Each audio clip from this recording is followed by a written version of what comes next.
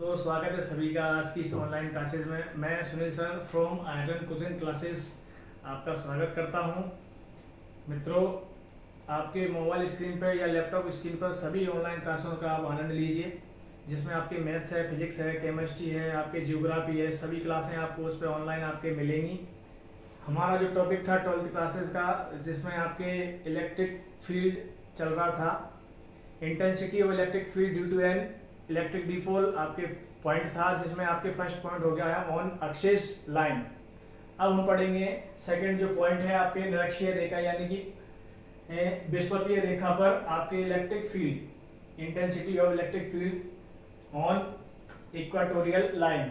तो देखिए, हमने पहले पढ़ा है एक topic we know that intensity of electric field due to an electric dipole on axis line E vector is equal to 1/4 pi epsilon naught q upon 2q upon r cube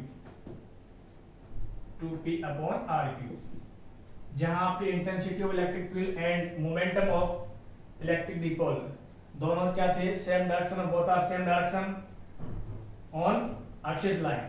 हमारा जो second point है equatorial line, जिसपे आपके intensity of electric field क्या रहेगा। तो आइए जुड़ जाइए। इसमें आप देखिए, हम निरक्षीय रेखा पर कोई पॉइंट लेंगे जिसपे आपको intensity of electric field find करना है।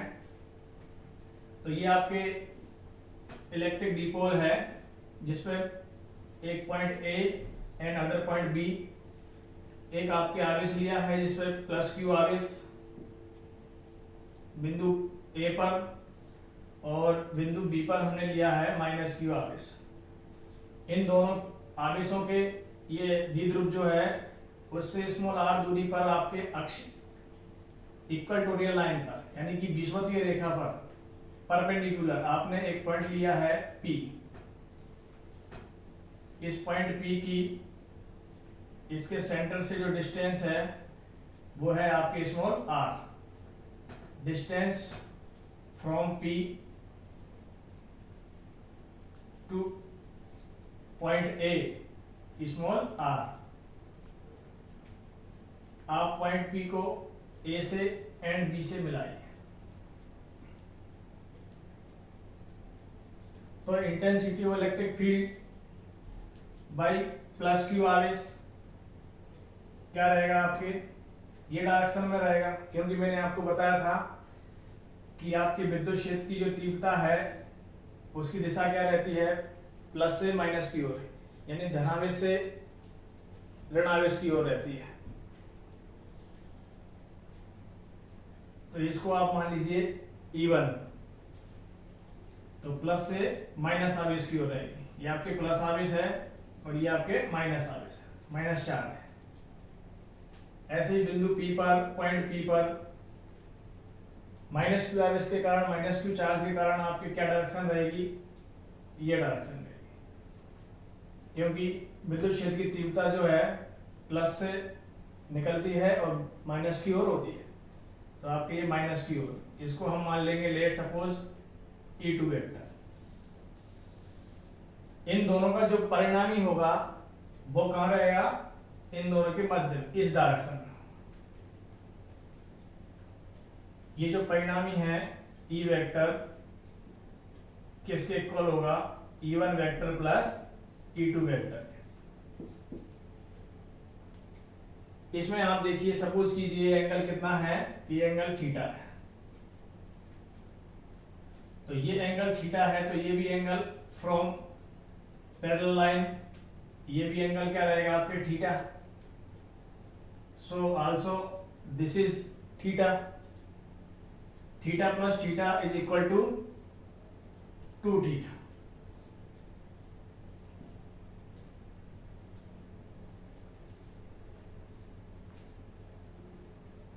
अब हम बात करते हैं बिंदु P पर विद्युत क्षेत्र की तीव्रता की। तो माना एक बिंदु जो P केंद्र O से स्मॉल r दूरी पर है, जिस पर हमें विद्युत क्षेत्र की तीव्रता ज्ञात करनी है।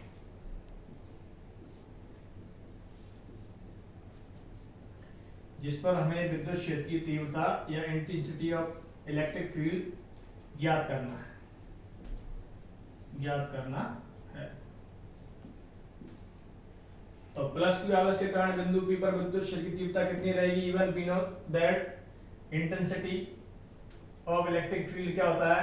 1/4 pi epsilon naught Q upon R square ये होता है। तो हमें क्या बिंदु P की प्लस क्यू आवेश से या माइनस क्यू आवेश से डिस्टेंस चाहिए।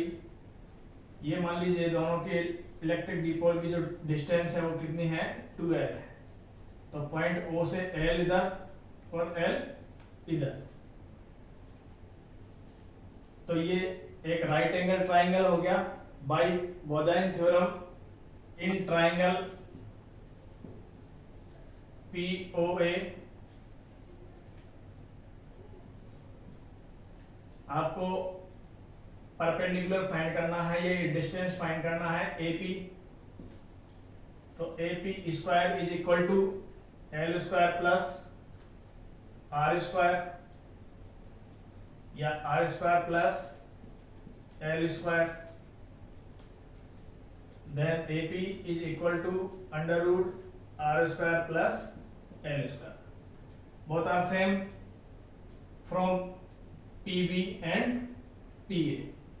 तो ये कितना हो गया? R square plus L square, ये भी R square plus L square. तो बिंदु P पर प्लस Q आवेश के कारण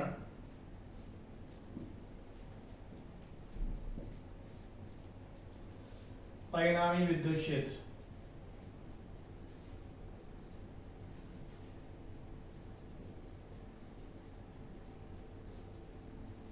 क्षेत्र की तीव्रता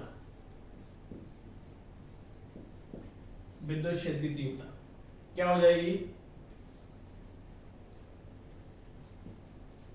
E1 बराबर 1/4 pi epsilon naught Q upon distance R square, but under root R square plus L square, so square and square root cancel, तो क्या बचेगा? R square plus L square, same as it is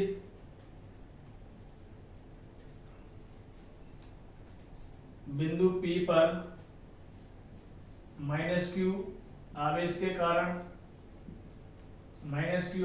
कारण विद्युत क्षेत्र की तीव्रता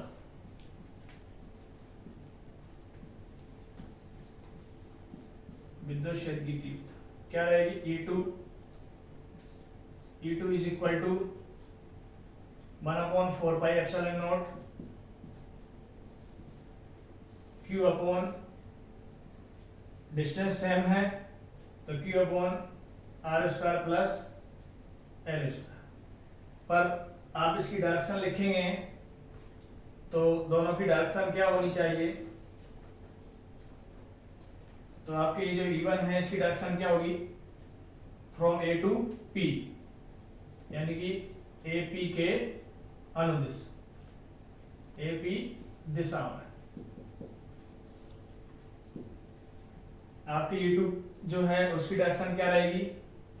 from P to B, यानी PB की दिशा में।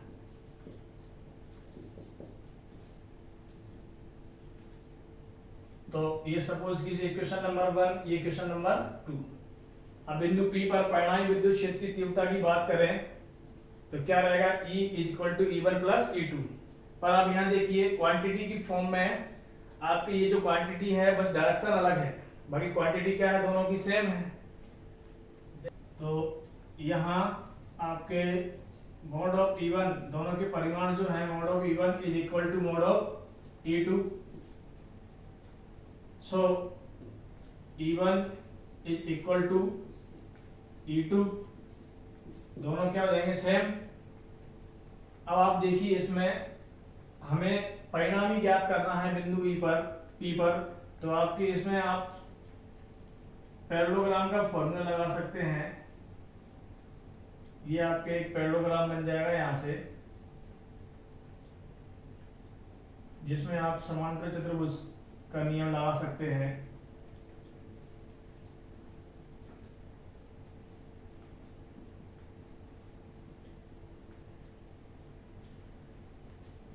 तो समांतर चतुर्भुज के नियम से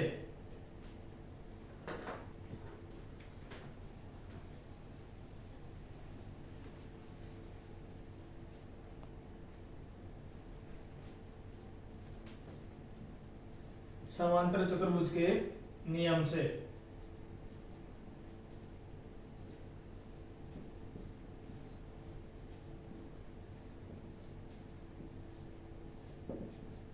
फ्रॉम लॉ ऑफ पैरेललोग्राम,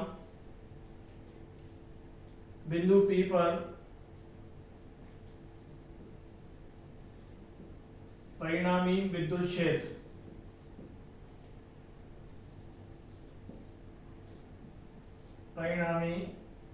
क्षेत्र की तीव्रता क्या हो जाएगी आपके, E बराबर under root E1 square plus E2 square plus 2E1 E2 cos theta. यहाँ कितना है कोण, 2 थीटा, तो E1 E2 कॉस 2 थीटा। अब आप यहां से देखिए, because E1 is equal to E2, दोनों क्या है, सेम है, तो आप यहाँ वैल्यू पुट करेंगे तो आपके ये E बराबर क्या हो जाएगा, E बराबर under root E1 square plus E1 और E2 इक्वल हैं तो E1 square plus 2 E1 E2 cos 2 theta. यहां से आपके कितना, ये हो जाएगा 2 E1 स्क्वायर और ये भी same 2 E1 square cos 2 theta. इसमें आप देखिए 2 E1 स्क्वायर आप कॉमन ले लेंगे, तो 2 E1 स्क्वायर कॉमन लेते ही आपके बचेगा 1 प्लस कॉस 2 थीटा। यहाँ आप देखिए क्योंकि cos 2 थीटा की वैल्यू होती है 2 cos स्क्वायर थीटा माइनस 1। एक फॉर्मूला होता है cos 2 theta is equal to 2 cos square theta minus 1। आप यहाँ से वैल्यू पुट करेंगे इसमें, तो under root 2 E1 square 1 plus cos 2 theta की वैल्यू हो जाएगी 2 cos square theta minus 1, minus से माइनस कैंसिल, तो ये हो जाएगा E equal to 2 E1 square dot 2 cos square theta. यहां से आप इसका स्क्वायर रूट लेंगे तो E vector is equal to under root 4 dot E1 square cos square theta, जो हो जाएगा 2 E1 cos theta. We know that E1 क्या होता है, 1/4 pi epsilon naught Q upon R square plus L square. यहाँ से आप कॉस थीटा की वैल्यू निकाल सकते हैं from right angle triangle A upon K। Cos theta is equal to आधार बटे कर्ण, तो यहाँ से आप वैल्यू निकालेंगे और इसमें पुट कर देंगे, तो from triangle POA cos theta is equal to L upon under root R square plus L square आधार बटे कर्ण। और आप ये भी जानते हैं कि E1 क्या होता है, 1/4 pi epsilon naught Q upon R square plus L square. ये दोनों वैल्यू आप यहाँ पुट करेंगे इस फॉर्मूले में, तो ये क्या हो जाएगा,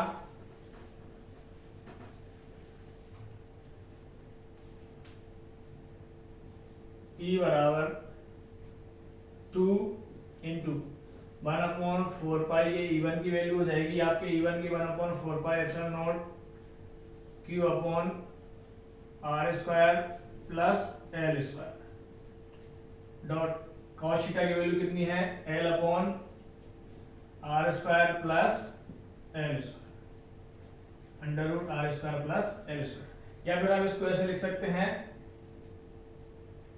कि R square plus L square की पावर 1/2, ये क्या है, पावर 1, दोनों को आप प्लस करेंगे तो ये कितना हो जाएगा, ये 2 dot Q dot L 4 pi epsilon naught R square plus L square की पावर 3/2। अब we know that momentum of electric dipole, momentum of electric dipole क्या होता है आपके,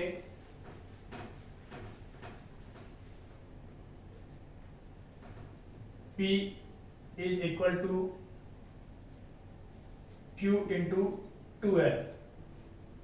मोमेंटम ऑफ इलेक्ट्रिक डिपोल होता है Q इंटू 2L। तो यहां से देखिए Q इंटू 2L क्या हो जाएगा, यहाँ ये जो मोमेंटम है P is equal to Q into 2L, इसकी वैल्यू यहाँ से आप पुट कर सकते हैं।